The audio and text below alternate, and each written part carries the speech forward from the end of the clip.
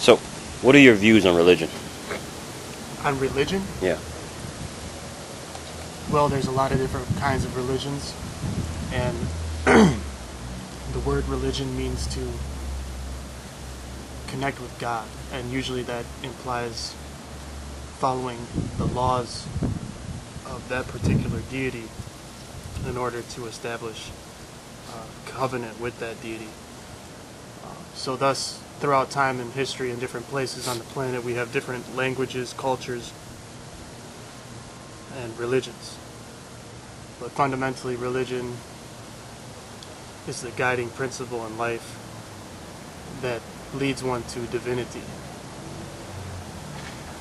Religions like Buddhism do not actually have a personal deity other than the Buddha himself, which is considered the enlightened one, an enlightened being. We can all become Buddhas. So the ultimate conclusion of that particular religion is impersonal realization of the oneness of the source of life that is beyond the dualities of pain and pleasure, happiness and suffering. But there's no sort of heaven where one is with a personal God, but one enters into nirvana, which is emptiness. So religions are different. You asked me what my view on religion is. All religions are looking for something spiritual, which means something beyond material, whether it's God or a state of consciousness or a plane of existence. Some people have religions and they look outside, externally. God is out there beyond this universe, sitting on a throne, a great king. Other people believe that God is just cosmic intelligence, formless intelligence, and it's all pervading. I think that God contains everything that we've talked about thus far and is also beyond all of that because he is the origin of all sort of qualities, including that which we consider impersonal forces or personal entities, living beings. Religion, so that's as far as I'm going to go with that. If I'm going to go beyond the word religion, because the actual word has to do with laws, the laws of God, following the laws of God. If you look up the word religion, it has to do with, that.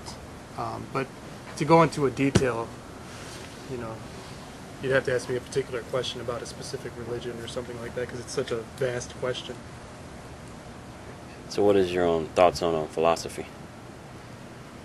Philosophy is the same thing. There's so many philosophies, but philosophy means the love of wisdom. Philo means love, and Sophia means wisdom. So the love of wisdom is philosophy.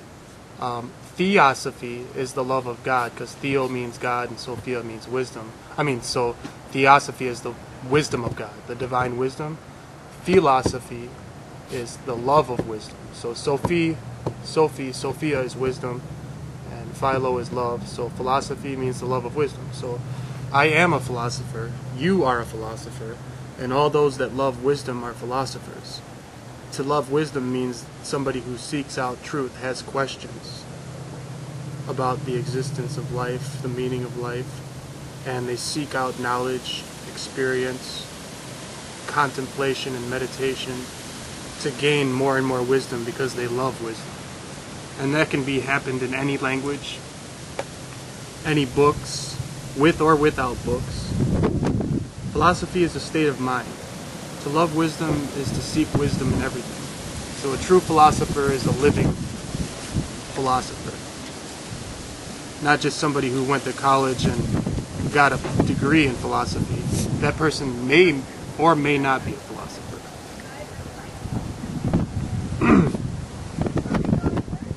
You could have a PhD in philosophy and not be a real philosopher, because all you did was memorize information, facts that you read. you know the birth date of Aristotle, you know the philosophies of Plato, Pythagoras, Aristotle, even Eastern philosophers.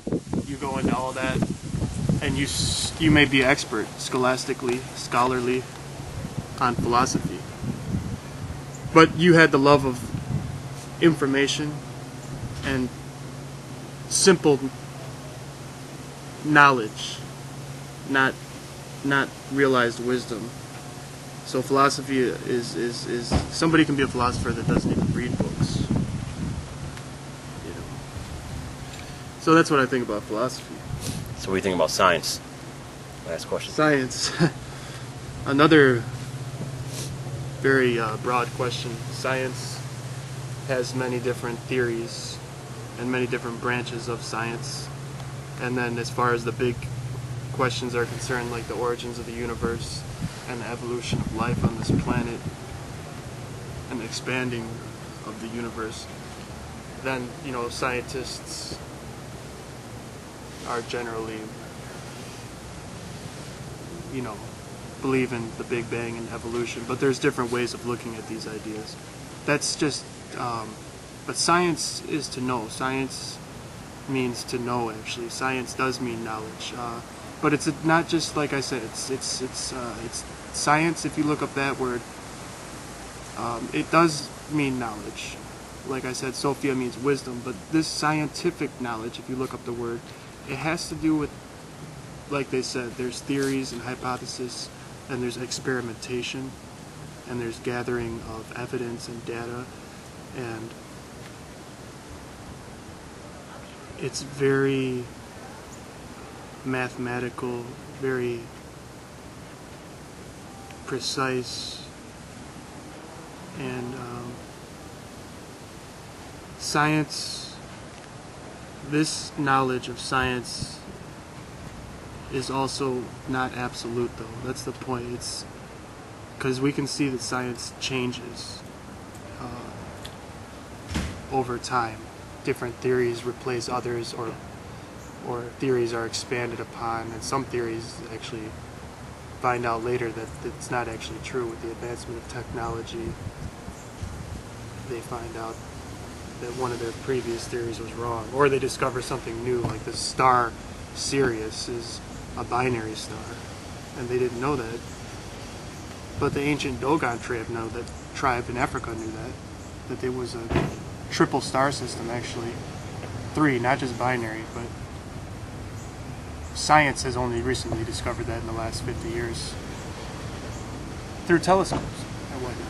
But it was known to these ancient spiritual people, the Dogon. So science is very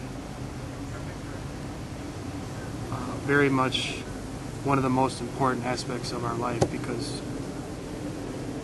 but it cannot be looked at for the answers to the ultimate questions of life, because a true scientist is somebody who cannot actually say that there is no God or there is a God, because to be a scientist you have to be able to prove what you say. So you can't really believe in God, but you cannot disbelieve in God, because you can't prove God, but you can't disprove God. To say that there is no God, you would have to be able to prove that there's no God, but you can't actually do that. You can't go to the origin of the universe and find out what is the source of the universe, which would be God, and if it's a person or not. You know, you know what I mean. So the atheistic scientific viewpoint of just the evolution of the universe, independent of a personal living being who creates and governs and operates and even destroys this universe, is not scientific, because you cannot prove that there's no God. To be a real scientist, you can't be an atheist.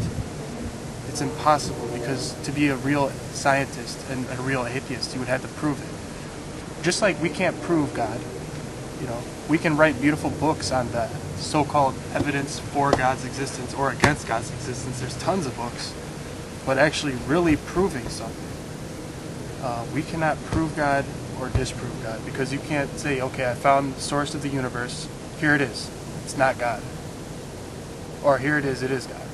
So how can you be a scientist, claim to rely only on evidence and experimentation and data and information that's factual, when you can't even do the experiment to find God? and yet you're saying there is no God. So